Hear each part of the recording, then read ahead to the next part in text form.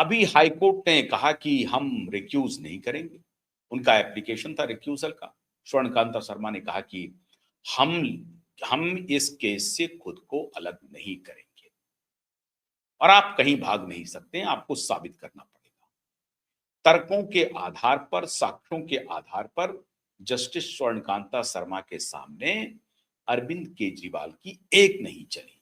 लंबा चौड़ा वर्डिक्ट था स्वर्णकांता शर्मा का और उन्होंने पूरी अदालत में पढ़ के सुनाया और अब ये पब्लिक डोमेन में पूरी दुनिया अब इसको देख रही है, सुन रही है, इंटरनेट पर वो वीडियो अवेलेबल है। जो जो बात जस्टिस स्वर्णकांता शर्मा ने कही है, आप उसकी स्क्रूटनी कर सकते हैं। हाँ, स्क्रीन ब्लैक करने वाले पत्रकारों को उस स्क्रूटनी में वो पक्ष उनको दिखाई नहीं पड़ता है, क्योंकि मंशा कुछ और है। और जो उनके समर्थक पत्रकार हैं, वो एक लॉबी, वो उनको लगा हुआ है, उनके पीछे, उनके समर्थन में खड़े हैं दिन रात। अब अरविंद केजरीवाल तो महान आदमी हैं और उन्होंने देखिए क्या दलील दी है अदालत में। जस्टिस स्वर्णकांता शर्मा पशोपेश में हैं, उनको बैकफुट पर जाना है। बड़े बड़े लच्छेदार शब्दों में, बेहतरीन उच्चारण एक्सेंट के साथ पत्रकार महोदय चिल्ला चिल्ला करके बोल रहे हैं। क्यों? क्योंकि एक धूर्त, एक नकली, एक फर्जी व्यक्ति को समर्थन करना है। इसमें उनको कोई गलती नहीं दिखाई पड़ती है, सारी गलती उनको मोदी में दिखाई पड़ती है। मोदी फासिस्ट है। इनके वीडियो सरेआम चल रहे हैं, जितने झूठ और एक एक झूठ का एक एक एक्सपोजे सब आमने सामने वीडियो सोशल मीडिया पर चलते हैं। कल एक ताजा एक्सपोजे आया, ताजा वीडियो आया। कहां का वीडियो आया? तमिलनाडु का वीडियो आया। ये खुद 2021 में उसके पहले कह रहे थे कि दुनिया के कुछ भ्रष्ट लोगों में स्टालिन शामिल है, दुनिया के कुछ भ्रष्ट लोगों। और कल जाकर के ये चेन्नई में प्रेस कॉन्फ्रेंस कर रहे थे उसी भ्रष्ट पार्टी के नेताओं के साथ और स्टालिन को महान नेता बता रहे थे। मैं हैरान हूं।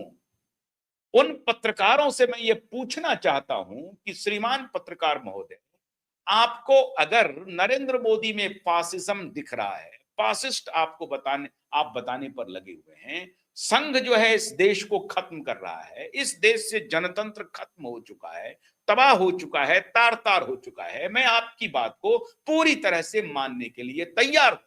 लेकिन इसका उत्तर दे दीजिए कि श्रीमान केजरीवाल ने जिसे कहा कि भ्रष्टतम नेताओं की लिस्ट में स्टालिन को रखा था, उसी भ्रष्टतम नेताओं के साथ मिलकर के श्रीमान केजरीवाल जी अब गलबहियां कर रहे हैं, पलकें चार कर रहे हैं और मिल मिल करके कह रहे हैं कि स्टालिन साहब को वोट दीजिए, हमने इनके साथ गठबंधन कर लिया है। लोकतंत्र बच गया, जिंदा बच गया लोकतंत्र। सरेआम कैमरे पर दिन के उजाले में झूठ बोलते रहे, लोकतंत्र बच गया। बेशर्मी की हद होती है पत्रकार महोदय, बेशर्मी की हद होती है। एक्सपोज कीजिए ना, मोदी को एक्सपोज कर रहे हैं आप, करना चाहिए आपको, सत्ता से सवाल पूछना चाहिए। हमसे अधिक तो आप सवाल नहीं पूछते होंगे। जिन जिन मुद्दों पर हम सवाल पूछते हैं, उन मुद्दों पर सवाल नहीं पूछना, क्योंकि उन मुद्दों पर तो आपके सांठगांठ हैं उसी इकोसिस्टम से। जिस इकोसिस्टम ने आपको खाद पानी दे रखा है, वही इकोसिस्टम के साथ हमारे श्रीमान मोदी जी ने भी हाथ मिला लिया है, उसी इकोसिस्टम के साथ। इसलिए उन मुद्दों पर आपके सवाल नहीं आएंगे, आपकी सारी पत्रकारिता मौन हो जाएगी, आपका सारा ज्ञान खत्म हो जाएगा और आपके जो चक्षु हैं वो बिल्कुल कुछ नहीं दिखाई उनको पड़ेगा। आप चक्षु दोष से पीड़ित हो जाएंगे, आपका चक्षु दोष सर्वविदित हो जाएगा।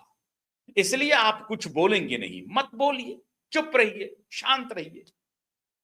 लेकिन श्रीमान केजरीवाल की करतूत को मैं तो बोलूंगा, मुझे तो बोलना पड़ेगा, क्योंकि अगर मैं मोदी जी की करतूत को बोलने में पीछे नहीं हट रहा हूं तो श्रीमान केजरीवाल के करतूत को तो बोलना पड़ेगा। अभी श्रीमान केजरीवाल जी आए थे और पूरा मेलोड्रामा इन्होंने किया, भरी कोर्ट में मेलोड्रामा किया, ताकि जनता के बीच ये संदेश जाए कि अरविंद केजरीवाल कट्टर ईमानदार है। धूर्तता देखिए, निचली अदालत से जिस दिन इन्हें बरी किया गया, प्रेस कॉन्फ्रेंस में नहीं, मीडिया के सामने आकर के दो नाटक मतलब भयंकर नाटकबाज हैं, कलाबाज हैं, कलाकार हैं, बाजीगर हैं, आकर के आंसू बहाने लगे और उनके जो साथी हैं वो उनको दिलासा दे रहे थे, खुद को संभालिए, खुद को संभालिए। अरे वो संभले हुए हैं पूरी तरह से। और उसके बाद क्या बोल रहे हैं कि कोर्ट ने मुझे कहा है कि मैं कट्टर ईमानदार हूं। अब कोर्ट की दलील में जब आपने कहा कि नहीं आप रिक्यूज कर लीजिए, आप मेरा नहीं सुन सकते हैं, आपको सुनने का अधिकार नहीं है, अदालत ने कहा मैं सुनूंगी। आपने जो तर्क दिया है कि मैं खुद को इस केस से अलग कर लूं, ये नहीं चलेगा, मैं सुनूंगी, सुनना ही पड़ेगा मुझे।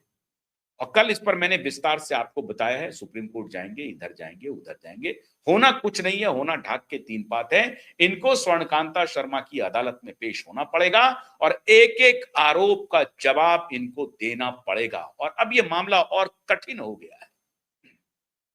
अब जो स्क्रूटनी होगी वो फैक्चुअल स्क्रूटनी होगी, क्योंकि दोनों टेंटर हुक पर हैं, दोनों केजरीवाल जी भी हैं और जस्टिस स्वर्णकांता शर्मा भी हैं।